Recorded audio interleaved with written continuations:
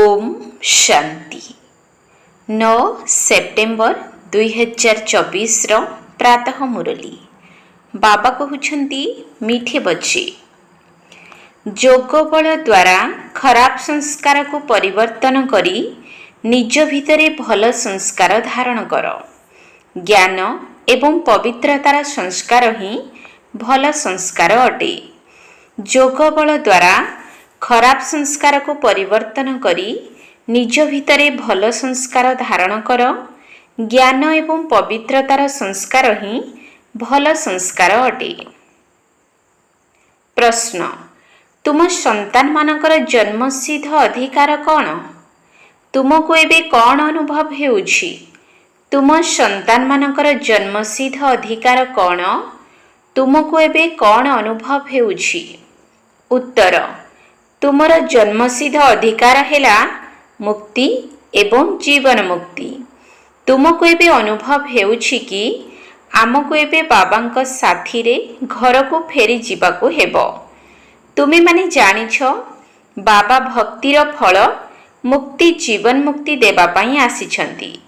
एबे समस्तंकु शांति धाम को जीवाको हेबो। समस्तंकु निज घर को दर्शन करिबाको हेबो। ओम शांति। लोक माने पिता परमात्मा को सच्चा पातशाह अर्थात सम्राट मध्य कही थांती। इंग्राजी रे पातशाह कहा जाए नाही। सेठारे केवल सत्य पिता कही थांती। गॉड फादर इज ट्रूथ बा ईश्वर पिता सत्य बोली कही थांती। केवल भारत रे ही सत्य सम्राट बोली कही थांती। एथिरे अंतर तो बहुत रहिछि। सेमाने केवल सत्य कहंती, सत्य सिखाई थांती एवं सत्यनिष्ठ करी थांती। एठारे कुहंती सच्चा पातशाह अर्थात सत्य सम्राट जे कि सत्यनिष्ठ कराउछंती एवं सत्य भूखंडर राजा मध्य करूछंती।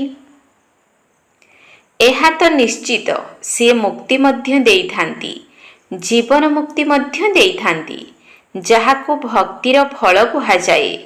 लिब्रेशन एवं फ्रूशन मुक्ति एवं जीवन मुक्ति भक्तिर फल दियंती एवं समस्तंकु मुक्त करंती। एबे तुमे माने जानुछ बाबा आमको उभय देउछंती। मुक्त तो समस्तंकु करंती किंतु भक्तिर फल तुमको दियंती।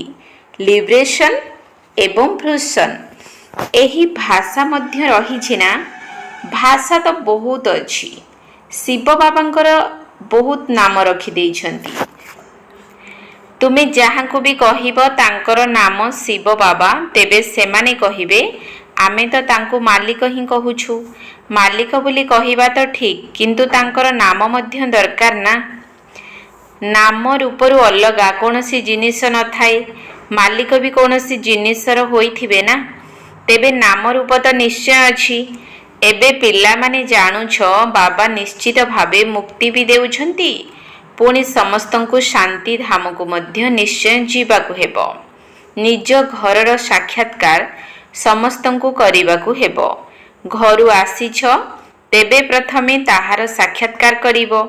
एहाकु ही कुहा जाए गति सद्गति। गति सद्गति शब्द कहउछंती किंतु एहार अर्थ को जानि नाहंती। तुमे संतान मानकु तो जणा पडुछि आमे एबे निज घर को जीवा एवं फल मध्य मिलिबो। तुमको तो क्रमानुसायी मिले एवं अन्य धर्मावलंबी मानकु मध्य समय अनुसारे मिली थाए। बाबा बुझाउछंती तुमे जेउ पर्चा तैयारी करूछ ताहा बहुत बढ़िया। तुमे स्वर्गवासी ना नरकवासी तुमे पिला माने ही जानुछ। एही मुक्ति जीवन मुक्ति उभय आमर ईश्वरीय जन्मसिद्ध अधिकार। तुमे मध्य लेखि पारिबो। बाबांक ठारू तुम पिला मानकु एही जन्मसिद्ध अधिकार मिलुछि। बाबांकर हेबा द्वारा दुईटी जिनिस मिली थाए। दुनिया रे हेउछि रावणर जन्मसिद्ध अधिकार। एहा हेउछि परमपिता परमात्मांकर जन्मसिद्ध अधिकार। एहा हेउछि भगवानकर जन्मसिद्ध अधिकार। ତାହା ହେଉଛି ରାବଣର ଜନ୍ମସିଦ୍ଧ ଅଧିକାର। ଏପରି ଲେଖିବା ଦରକାର ଯେପରିକି କିଛି କିଛି ବୁଝିପାରିବେ। ଏବେ ତୁମ ପିଲାମାନଙ୍କୁ ସ୍ୱର୍ଗ ସ୍ଥାପନ କରିବାକୁ ହେବ। ତୁମକୁ କେତେ କାମ କରିବାର ଅଛି। ଏବେ ତ ଛୋଟ ପିଲା ଅବସ୍ଥାରେ ଅଛି। ଯେପରି ମନୁଷ୍ୟ କଳିଯୁଗ ପାଇଁ କହୁଛନ୍ତି ଯେ ଏବେ ତାଙ୍କୁ ବେବି ଅଟେ। ବାବା କହୁଛନ୍ତି ସତ୍ୟଯୁଗର ସ୍ଥାପନା ବର୍ତ୍ତମାନ ଛୋଟ ପିଲା ଅର୍ଥାତ୍ ଏବେ ଆରମ୍ଭ ମାତ୍ର। ଏବେ ତୁମମାନଙ୍କୁ ଈଶ୍ୱରୀୟ ସମ୍ପତ୍ତି ମିଳୁଛି। ରାବଣର ସମ୍ପତ୍ତିକୁ କୌଣସି ସମ୍ପତ୍ତି କୁହାଯିବ ନାହିଁ। କେବଳ ପରମପିତାଙ୍କ ଠାରୁ ହିଁ ସମ୍ପତ୍ତି ପ୍ରାପ୍ତ ହୋଇଥାଏ। ସିଏ କ'ଣ ପିତା କି? ତାକୁ ତ ଶୈତାନ କୁହାଯାଏ। ଶୈତାନ ଠାରୁ କ'ଣ ସମ୍ପତ୍ତି ମିଳେ? ପାଞ୍ଚ ବିକାର ମିଳେ। ସୋ ମଧ୍ୟ ସେହିପରି କରିଥାନ୍ତି। ତମ ପ୍ରଧାନ ହୋଇଯାଇଥାନ୍ତି। ଏବେ ଦଶହରା କେତେ ଆଡ଼ମ୍ବର ସହିତ ପାଳନ କରୁଛନ୍ତି। ଉତ୍ସବ ପାଳନ କରୁଛନ୍ତି। ବହୁତ ଖର୍ଚ୍ଚ କରୁଛନ୍ତି। ବିଦେଶରୁ ମଧ୍ୟ ନିମନ୍ତ୍ରଣ ଦେଇ ଡାକିଥାନ୍ତି। ସବୁଠାରୁ ନାମୀଗ୍ରାମୀ ଦଶହରା ମହୀଶୂରରେ ପାଳନ କରନ୍ତି। ସେଠାରେ ବହୁତ ଧନବାନ ଅଛନ୍ତି। ରାବଣ ରାଜ୍ୟରେ ପଇସା ମିଳିଗଲେ ବୁଦ୍ଧି ହିଁ ଭ୍ରଷ୍ଟ ହୋଇଯାଏ। ବାବା ପୁଙ୍ଖାନୁପୁଙ୍ଖ ଭାବରେ ବୁଝାଉଛନ୍ତି। ଏହାର ନାମ ହିଁ ହେଉଛି ରାବଣ ରାଜ୍ୟ। ତାହାକୁ ପୁଣି କୁହାଯାଏ ଈଶ୍ୱରୀୟ ରାଜ୍ୟ। ରାମରାଜ୍ୟ କହିବା ମଧ୍ୟ ଭୁଲ ହୋଇଯାଉଛି। ଗାନ୍ଧୀଜୀ ରାମରାଜ୍ୟ ଚାହୁଁଥିଲେ। ମନୁଷ୍ୟ ଭାବୁଛନ୍ତି ଗାନ୍ଧୀଜୀ ମଧ୍ୟ ଅବତାର ଥିଲେ। ତାଙ୍କୁ କେତେ ପଇସା ଦେଉଥିଲେ। ତାଙ୍କୁ ଭାରତର ବାପୁଜୀ କହୁଛନ୍ତି। ଏବେ ଇଏ ଅର୍ଥାତ୍ ବାବା ତ ସାରା ବିଶ୍ୱର ବାପୁ। ଏବେ ତୁମେ ଏଠାରେ ଅଛ। ଜାଣୁଛ ଏଠାରେ କେତେ ଜୀବ ଆତ୍ମା ଅଛନ୍ତି। ଜୀବ ତ ବିନାଶୀ ଅଟେ, ବାକି ଆତ୍ମା ହେଉଛି ଅବିନାଶୀ। ଆତ୍ମା ତ ବହୁତ ଅଛନ୍ତି। ଯେପରି ଆକାଶରେ ତାରାମାନେ ରହିଛନ୍ତି ନା, ତାରା ଅଧିକ ଅଛନ୍ତି ନା ଆତ୍ମା ଅଧିକ ଅଛନ୍ତି? କାହିଁକି ନା ତୁମେ ହେଉଛ ଧରିତ୍ରୀର ତାରା ଏବଂ ସେମାନେ ଆକାଶର ତାରା। ତୁମକୁ ଦେବତା କୁହାଯାଏ। ମନୁଷ୍ୟ ପୁଣି ସେମାନଙ୍କୁ ବି ଦେବତା କହିଦେଉଛନ୍ତି। ତୁମକୁ ଭାଗ୍ୟବାନ ସିତାରା କୁହାଯାଏ ନା। ଆଚ୍ଛା, ଏହା ଉପରେ ପରସ୍ପର ମଧ୍ୟରେ ପୁଣି ଆଲୋଚନା କରିବ। ବାବା ଏବେ ଏକଥା ଉପରେ ଆଲୋଚନା କରୁନାହାନ୍ତି। ଏହା ତ ବୁଝାଇଛନ୍ତି କି ସବୁ ଆତ୍ମାମାନଙ୍କର ପିତା ଜଣେ। ତାଙ୍କର ବୁଦ୍ଧିରେ ତ ସମସ୍ତେ ଅଛନ୍ତି। ଯେଉଁ ସବୁ ମନୁଷ୍ୟ ମାତ୍ରକେ ଅଛନ୍ତି ସିଏ ସମସ୍ତଙ୍କର ପିତା। ଏହା ତ ସମସ୍ତେ ଜାଣିଛନ୍ତି ଯେ ସାରା ସୃଷ୍ଟି ସମୁଦ୍ର ଉପରେ ହିଁ ରହିଛି। ଏକଥା ମଧ୍ୟ ସମସ୍ତଙ୍କୁ ଜଣା ନାହିଁ। ବାବା ବୁଝାଇଥିଲେ ବର୍ତ୍ତମାନ ସାରା ସୃଷ୍ଟିରେ ରାବଣ ରାଜ୍ୟ ରହିଛି।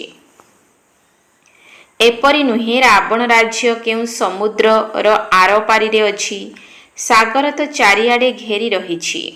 କହନ୍ତି ନା ତଳେ ବାଦଲ ଅଛି, ତାର ଶିଙ୍ଗରେ ସୃଷ୍ଟି ଠିଆ ହୋଇଛି। ପୁଣି ଥକିଗଲେ ଶିଙ୍ଗ ବଦଳ କରିଥାଏ। ଏବେ ପୁରୁଣା ଦୁନିଆ ଶେଷ ହୋଇ ନୂଆ ଦୁନିଆ ସ୍ଥାପନ ହେଉଛି। ଶାସ୍ତ୍ରରେ ତ ଅନେକ ପ୍ରକାରର ଦନ୍ତକଥା ସବୁ ଲେଖା ହୋଇଛି। ଏହା ତ ପିଲାମାନେ ବୁଝୁଛନ୍ତି। ଏଠାରେ ସବୁ ଆତ୍ମାମାନେ ଶରୀର ସହିତ ଅଛନ୍ତି। ଏମାନଙ୍କୁ ଜୀବ ଆତ୍ମା କୁହାଯାଏ। ସେଠାରେ ଆତ୍ମାମାନଙ୍କର ଯେଉଁ ଘର ରହିଛି ସେଠାରେ ତ ଶରୀର ନାହିଁ। ତାକୁ କୁହାଯାଏ ନିରାକାରୀ। ଜୀବ ଶରୀର ହେଉଛି ଆକାରୀ, ତେଣୁ ଏହାକୁ ସାକାର କୁହାଯାଏ। ନିରାକାରର ଶରୀର ନଥାଏ। ଏହା ହେଉଛି ସାକାରୀ ସୃଷ୍ଟି। ତାହା ହେଉଛି ନିରାକାରୀ ଆତ୍ମାମାନଙ୍କର ଦୁନିଆ। ଏହାକୁ ସୃଷ୍ଟି କୁହାଯାଏ। ତାହାକୁ କୁହାଯାଏ ନିରାକାରୀ ଦୁନିଆ। ଆତ୍ମା ଶରୀରରେ ପ୍ରବେଶ କଲେ ହଲଚଲ ହୁଏ। ନଚେତ୍ ଶରୀର କୌଣସି କାମର ନୁହେଁ। ତେବେ ତାକୁ କୁହାଯାଏ ନିରାକାରୀ ଦୁନିଆ। ଯେତେ ସବୁ ଆତ୍ମା ସେଠାରେ ଅଛନ୍ତି ସେମାନେ ସମସ୍ତେ ଶେଷ ବେଳକୁ ଆସିଯିବା ଦରକାର। ସେଥିପାଇଁ ଏହାକୁ ପୁରୁଷୋତ୍ତମ ସଙ୍ଗମ ଯୁଗ କୁହାଯାଏ।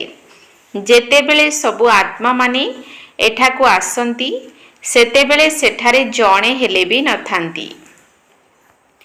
ସେଠାରେ ଯେତେବେଳେ ପୁରା ଖାଲି ହୋଇଯାଏ ସେତେବେଳେ ପୁଣି ସମସ୍ତେ ଫେରି ଯାଇଥାନ୍ତି।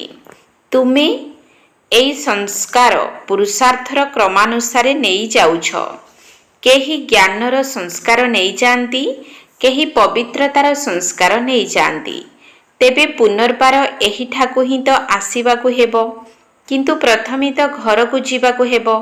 सेठारे भल संस्कार थाए, एठारे हेउछि खराब संस्कार। भल संस्कार परिवर्तित होई खराब संस्कार होई जाए। पुणी जोग बल द्वारा खराब संस्कार भल संस्कार रे परिवर्तित होई थाए। आत्मा भल संस्कार सेठाकु नेई करी जाई थाए। बाबांक ठारे मध्य पढ़ाइबार संस्कार अछि ना, सेथिपाई आसी बुझाउछंती। बाबा रचयिता एवं रचनार आदि मध्य अंतर रहस्य को बुझाउछंती। सृष्टिर बीज संबंधरे मध्य बुझाई देउछंती एवं सारा वृक्ष संबंधरे मध्य ज्ञान देउछंती। बीज संबंधरे बुझाइबा हेला ज्ञान और सारा वृक्ष संबंधरे बुझाइबा हेउछि भक्ति। भक्ति रे बहुत विस्तार भावे वर्णना करा जाए ना। बीज को मने पकाइबा तो सहज, समस्तंकु सेही ठाकु ही जीवाकु हेबो। तम प्रधान रु सतो प्रधान हेबाकु किछि समय लागि थाए। पुणी सतो प्रधान रु तम प्रधान हेबाकु ठीक 5000 वर्ष लागि थाए। एही चक्र संपूर्ण ठीक भावे तैयारी होईछि, जहार कि पुनरावृत्ति होई चलीछि।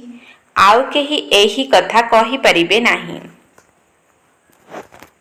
एक कथा केवल तुमे ही कहि परिबो। अधा अधा करा जाए, अधा कल्प स्वर्ग अधा कल्प नर्क। पुनश्च ताहार डिटेल वर्णना मध्य करुछंती। स्वर्गरे जन्म कम आयु बड़ हुए, नर्करे जन्म अधिक आयुष छुट हुए। सेठारे जोगी माने थांती, एठारे भोगी। तेणु एठारे बहुत जन्म होई थाए। एही कथा को अन्य केही भी जानी नाहंती। मनुष्य मानकु ए संबंधरे किछि हेले भी जଣା नाही। केबे देवता माने थिले, देवता किपरि हेले, सेमाने केते बुद्धिमान थिले, एक कथा मध्य तुमे जानिछ। बाबा वर्तमान समय रे पिला मानकु पाठ पढ़ाई 21 जन्म पाई वर्षा देउछंती। पुणी सबुदिन पाई तुमर एही संस्कार रहिबो नाही। पुणी दुखर संस्कार होई जीवो। जेपरि सत्य जुगरे राजत्वर संस्कार होई गले ज्ञानयुक्त पाठ पढ़ार संस्कार परिवर्तित होई जाए, सेहीपरि एही संस्कार संपूर्ण परिवर्तन होई गले पुरुषार्थर क्रमानुसारे रुद्रमाଳାରେ गुंथा होई पुणी क्रमानुजाई अभिनय करिबा पाई आसीबो। जेउमाने संपूर्ण 84 जन्म नेइछंती सेमाने प्रथमे आसंती। सेमानकर नाम मध्य कुहा जाइछि। श्रीकृष्ण तो हेउछंती स्वर्गर प्रथम राजकुमार। तुमी जानिछ सेठाकु केवल कोन जणे आसीबे, सारा राजधानी आसीबे ना। राजांक सहित पुणी प्रजा मध्य दरकार होई पारे। जनक ठारो आउ जणे एही भली जन्म होई चलिबे। जदि कहिबा 8 जण एकत्र आसंती, किंतु श्रीकृष्ण तो प्रथम नंबर रे आसीबे ना। जदि 8 जण एकत्र आसिले तेबे कृष्णकर एते गायन काहींकी हेउछि। एही सबु कथा आगकु गले बुझाइबी। कहउछंती ना आजी तुमको बहुत गुह्यरु गुह्य कथा सुनाउछि, किछि तो बाकी रहिछि ना। एई उपाय बहुत भल। देख जेउ माने कथा बुझु नाहंती तेबे तांको कुह आमर बड़ भौणी उत्तर देई परिबे। नचेत कहिबा दरकार एबे बाबा ए विषय रे जणाई नाहंती। बाबा दिन को दिन गुह्यरु गुह्य कथा सुनाउछंती। एक कथा कहिबारे लज्जार किछि कथा नाही। गुह्यरु गुह्य पॉइंट्स सबु जेबे सुनांती से सबु को शुणी तुमको बहुत खुशी लगी थाए। शेषरे पुणी कही देउछंती मनमना भव मध्याजी भव। एही शब्द मध्य शास्त्र प्रस्तुतकारी माने लेखिछंती। द्वंद्वरे पड़िबार तो आवश्यकता नाही। बाबांकर संतान हेले एवं बेहद्र सुख मिलिगला। एथिरे मन वचन कर्मरे पवित्रतार आवश्यकता रहिछि। लक्ष्मी नारायण को बाबांकर वर्षा मिलिछि ना। एमाने प्रथम नंबर रे अछंती जहांकर पूजा हेउछि। निजको भी देख मो भितरे एपरी गुण अछि। ଏବେ ତ ଗୁଣହୀନ ହୋଇଯାଇଛ ନା, ନିଜର ଅବଗୁଣ ସମ୍ବନ୍ଧରେ ମଧ୍ୟ କାହାକୁ ଜଣା ନାହିଁ। ଏବେ ତୁମେ ବାବାଙ୍କର ସନ୍ତାନ ହୋଇଛ, ତେଣୁ ନିଶ୍ଚିତ ଭାବରେ ବଦଳିବାକୁ ପଡ଼ିବ। ବାବା ବୁଦ୍ଧିର ତାଲା ଖୋଲିଛନ୍ତି, ବ୍ରହ୍ମା ଏବଂ ବିଷ୍ଣୁଙ୍କର ରହସ୍ୟକୁ ମଧ୍ୟ ବୁଝାଇଛନ୍ତି। ଇଏ ହେଉଛନ୍ତି ପତିତ, ସେ ହେଲେ ପାବନ। ଏହି ସଙ୍ଗମ ଯୁଗରେ ହିଁ ପୁଷ୍ୟ କରାଯାଏ। ଯେତେବେଳେ ପ୍ରଜାପିତା ବ୍ରହ୍ମା ଥାନ୍ତି, ସେତେବେଳେ ହିଁ ପୁଷ୍ୟ ସନ୍ତାନ ଗ୍ରହଣ କରିଥାନ୍ତି। ସତ୍ୟ ଯୁଗରେ ତ ହୁଏ ନାହିଁ। ଏଠାରେ ମଧ୍ୟ କାହାର ସନ୍ତାନ ନଥିଲେ ପୋଷ୍ୟ ସନ୍ତାନ ଗ୍ରହଣ କରନ୍ତି। ପ୍ରଜାପିତାଙ୍କୁ ମଧ୍ୟ ନିଶ୍ଚିତ ବ୍ରାହ୍ମଣ ସନ୍ତାନ ଦରକାର। ଇଏ ହେଉଛନ୍ତି ମୁଖ ବଂଶାବଳୀ, ସେମାନେ ହେଉଛନ୍ତି କୋଳ ବଂଶାବଳୀ। ବ୍ରହ୍ମା ତ ନାମୀଗ୍ରାମୀ ଅଟନ୍ତି, ୟାଙ୍କର କୁଳ ନାମ ମଧ୍ୟ ବେହଦ୍ର। ସମସ୍ତେ ଜାଣିଛନ୍ତି ପ୍ରଜାପିତା ବ୍ରହ୍ମା ଆଦିଦେବ ଅଟନ୍ତି। ତାଙ୍କୁ ଇଂରାଜୀରେ କୁହାଯିବ ଗ୍ରେଟ୍ ଗ୍ରେଟ୍ ଗ୍ରାଣ୍ଡ ଫାଦର, ପିତାମହ। ଏହା ହେଉଛି ଅଲୌକିକ କୁଳର ନାମ, ତାହା ହେଉଛି ସବୁ ଲୌକିକ କୁଳର ନାମ। ତେଣୁ ବାବା ବୁଝାଉଛନ୍ତି, ଏହା ନିଶ୍ଚିତ ରୂପେ ସମସ୍ତଙ୍କୁ ଜ୍ଞାତ ହେବା ଦରକାର ଯେ ଭାରତ ହେଉଛି ସବୁଠାରୁ ବଡ଼ ତୀର୍ଥ, ଯେଉଁଠାକୁ ବେହଦ୍ର ବାବା ଆସିଥାନ୍ତି। ଏପରି ନୁହେଁ ସାରା ଭାରତରେ ବିରାଜମାନ ହେଲେ। ଶାସ୍ତ୍ରରେ ମଗଧ ଦେଶ ଲେଖା ହୋଇଛି, କିନ୍ତୁ ଜ୍ଞାନ କେଉଁଠି ଶିଖାଇଲେ? ଆଗକୁ କିପରି ଆସିଲେ? ଏଠାରେ ଦିଲୱାଡ଼ା ମନ୍ଦିର ମଧ୍ୟ ରହିଛି, ଯେଉଁଠାରେ ସମ୍ପୂର୍ଣ୍ଣ ସ୍ମୃତିଚିହ୍ନ ରହିଛି। ଯେଉଁମାନେ ବି ତିଆରି କରିଛନ୍ତି, ତାଙ୍କର ବୁଦ୍ଧିରେ ଆସିଲା ଏବଂ ସେମାନେ ବସି ତିଆରି କଲେ। ସଠିକ୍ ମଡେଲ ତ ତିଆରି କରିପାରିବେ ନାହିଁ। ବାବା ଏହିଠାରେ ହିଁ ଆସି ସମସ୍ତଙ୍କର ସଦ୍ଗତି କରୁଛନ୍ତି। ମଗଧ ଦେଶରେ ନୁହେଁ, ତାହା ତ ପାକିସ୍ତାନ ହୋଇଗଲା। ଏହା ହେଉଛି ପାକ୍ ଅର୍ଥାତ୍ ପବିତ୍ର ସ୍ଥାନ। ବାସ୍ତବରେ ପବିତ୍ର ସ୍ଥାନ ତ ସ୍ୱର୍ଗକୁ କୁହାଯାଏ। ପାକ୍ ଅର୍ଥାତ୍ ପବିତ୍ର ଓ ନାପାକ୍ ଅର୍ଥାତ୍ ଅପବିତ୍ର। ଉପରେ ସାରା ଡ୍ରାମା ହିଁ ତିଆରି ହୋଇଛି। ତେବେ ମିଠେ ମିଠେ ଶିକିଲଧେ ସନ୍ତାନମାନେ, ତୁମେ ବୁଝୁଛ ଆତ୍ମା ଓ ପରମାତ୍ମା ଅଲଗା ରୁହନ୍ତି ବହୁତ କାଳ। କେତେ ସମୟ ପରେ ଏକାଠି ହୋଇଛନ୍ତି, ପୁଣି କେବେ ମିଶିବେ? ସୁନ୍ଦର ମେଳା କରିଲେ, ଯେତେବେଳେ ସଦ୍ଗୁରୁ ଦଲାଲ ରୂପେ ମିଳିଲେ। ଗୁରୁ ତ ବହୁତ ଅଛନ୍ତି ନା, ତେଣୁ ସଦ୍ଗୁରୁ କୁହାଯାଉଛି। ସ୍ତ୍ରୀ ସହ ହାତଗଣ୍ଠି ବାନ୍ଧିଲା ବେଳେ କୁହନ୍ତି, ଏଇ ପତି ହେଉଛନ୍ତି ତୁମର ଗୁରୁ ଈଶ୍ୱର। ପତି ତ ପ୍ରଥମେ ପ୍ରଥମେ ଅପବିତ୍ର କରିଥାନ୍ତି। ଆଜିକାଲି ତ ଦୁନିଆର ମନୁଷ୍ୟ ବହୁତ ବିକାରୀ ହୋଇଗଲେଣି। ଏବେ ତୁମମାନଙ୍କୁ ତ ଗୁଲଗୁଲ ହେବାର ଅଛି।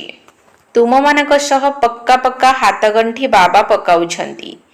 ଶିବ ଜୟନ୍ତୀ ସହିତ ରକ୍ଷାବନ୍ଧନ ମଧ୍ୟ ହୋଇଯାଇଥାଏ। ଗୀତା ଜୟନ୍ତୀ ମଧ୍ୟ ହେବା ଦରକାର। ଶ୍ରୀକୃଷ୍ଣଙ୍କର ଜୟନ୍ତୀ କିଛି ବିଳମ୍ବରେ ନୂଆ ଦୁନିଆରେ ହେଉଛି। ବାକି ସବୁ ଉତ୍ସବ ଏହି ସମୟର। ରାମନବମୀ କେବେ ହେଲା, ଏହା କ'ଣ କାହାକୁ ଜଣାଅଛି? ତୁମେ କହିବ ନୂଆ ଦୁନିଆରେ 1250 ବର୍ଷ ପରେ ରାମନବମୀ ହୁଏ। ଶିବ ଜୟନ୍ତୀ, କୃଷ୍ଣ ଜୟନ୍ତୀ, ରାମ ଜୟନ୍ତୀ କେବେ ହେଲା, ଏକଥା କେହି କହିପାରିବେ ନାହିଁ। ତୁମେ ପିଲାମାନେ ମଧ୍ୟ ଏବେ ବାବାଙ୍କ ଦ୍ୱାରା ଜାଣିଛ। ତୁମେ ସଠିକ୍ ଭାବେ କହିପାରିବ।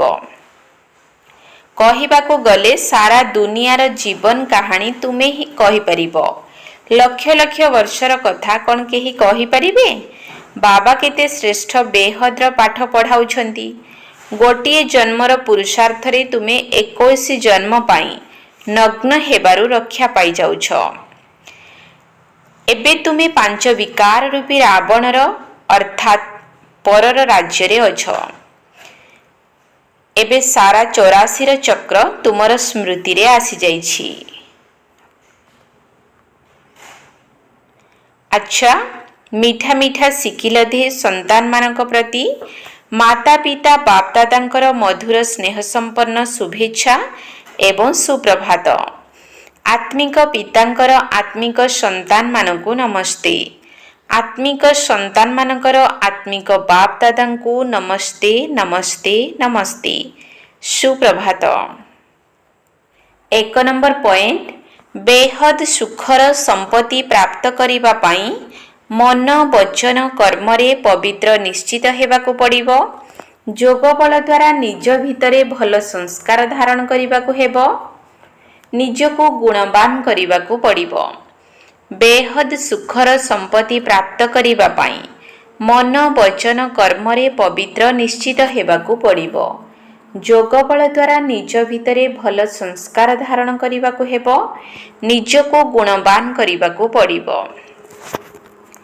2 ନମ୍ବର ପଏଣ୍ଟ, ସଦାସର୍ବଦା ଖୁସିରେ ରହିବା ପାଇଁ ବାବା ଯେଉଁ ଗୂଢ଼ ରହସ୍ୟ ସବୁ ଶୁଣାଉଛନ୍ତି ସେଗୁଡ଼ିକୁ ନିଜେ ଶୁଣିବା ସହିତ ଅନ୍ୟମାନଙ୍କୁ ମଧ୍ୟ ଶୁଣାଇବାକୁ ହେବ। କୌଣସି କଥାରେ ସଂଶୟରେ ଆସିବାର ନାହିଁ। ଯୁକ୍ତିର ସହିତ ଉତ୍ତର ଦେବାକୁ ହେବ, ଲଜ୍ଜା କରିବାର ନାହିଁ। ସଦାସର୍ବଦା ଖୁସିରେ ରହିବା ପାଇଁ ବାବା ଯେଉଁ ଗୂଢ଼ ରହସ୍ୟ ସବୁ ଶୁଣାଉଛନ୍ତି ସେଗୁଡ଼ିକୁ ନିଜେ ଶୁଣିବା ସହିତ ଅନ୍ୟମାନଙ୍କୁ ମଧ୍ୟ ଶୁଣାଇବାକୁ ହେବ। କୌଣସି କଥାରେ ସଂଶୟରେ ଆସିବାର ନାହିଁ। ଯୁକ୍ତିର ସହିତ ଉତ୍ତର ଦେବାକୁ ହେବ, ଲଜ୍ଜା କରିବାର ନାହିଁ। ବରଦାନ, ସୁଖ ସ୍ୱରୂପ ହୋଇ ପ୍ରତ୍ୟେକ ଆତ୍ମାକୁ ସୁଖ ଦେଉଥିବା ମାଷ୍ଟର ସୁଖଦାତା ହୁଅ। ସୁଖ ସ୍ୱରୂପ ହୋଇ ପ୍ରତ୍ୟେକ ଆତ୍ମାକୁ ସୁଖ ଦେଉଥିବା ମାଷ୍ଟର ସୁଖଦାତା ହୁଅ। ଯେଉଁ ପିଲାମାନେ ସର୍ବଦା ଯଥାର୍ଥ କର୍ମ କରିଥାନ୍ତି ସେମାନଙ୍କୁ ସେହି କର୍ମର ପ୍ରତ୍ୟକ୍ଷ ଫଳ ଖୁସି ଏବଂ ଶକ୍ତି ମିଳିଥାଏ। ସେମାନଙ୍କର ମନ ସର୍ବଦା ଖୁସି ରହିଥାଏ। ସେମାନଙ୍କ ଭିତରେ ସଂକଳ୍ପ ମାତ୍ରରେ ମଧ୍ୟ ଦୁଃଖର ଲହଡ଼ି ଆସିପାରିବ ନାହିଁ। କାରଣ ସଙ୍ଗମ ଯୁଗୀ ବ୍ରାହ୍ମଣର ଅର୍ଥ ହେଲା ଦୁଃଖର ନାମ ଗନ୍ଧ ନଥିବ। କାହିଁକିନା ସୁଖଦାତା ପିତାଙ୍କର ସନ୍ତାନ ଅଟ। ଏହିଭଳି ସୁଖଦାତାଙ୍କର ସନ୍ତାନମାନେ ନିଜେ ମଧ୍ୟ ସୁଖଦାତା ହୋଇଥିବେ। ସେମାନେ ପ୍ରତ୍ୟେକ ଆତ୍ମାକୁ ସର୍ବଦା ସୁଖ ଦେଇଥାନ୍ତି। ସେମାନେ କେବେ ବି ଦୁଃଖ ଦିଅନ୍ତି ନାହିଁ କି ନିଅନ୍ତି ନାହିଁ। ସ୍ଲୋଗାନ, ମାଷ୍ଟର ଦାତା ହୋଇ ସହଯୋଗ, ସ୍ନେହ ଏବଂ ସହାନୁଭୂତି ଦେବା ହିଁ ଦୟାଳୁ ଆତ୍ମାର ଲକ୍ଷଣ। ମାଷ୍ଟର ଦାତା ହୋଇ ସହଯୋଗ, ସ୍ନେହ ଏବଂ ସହାନୁଭୂତି ଦେବା ହିଁ ଦୟାଳୁ ଆତ୍ମାର ଲକ୍ଷଣ। ଓମ୍ ଶାନ୍ତି।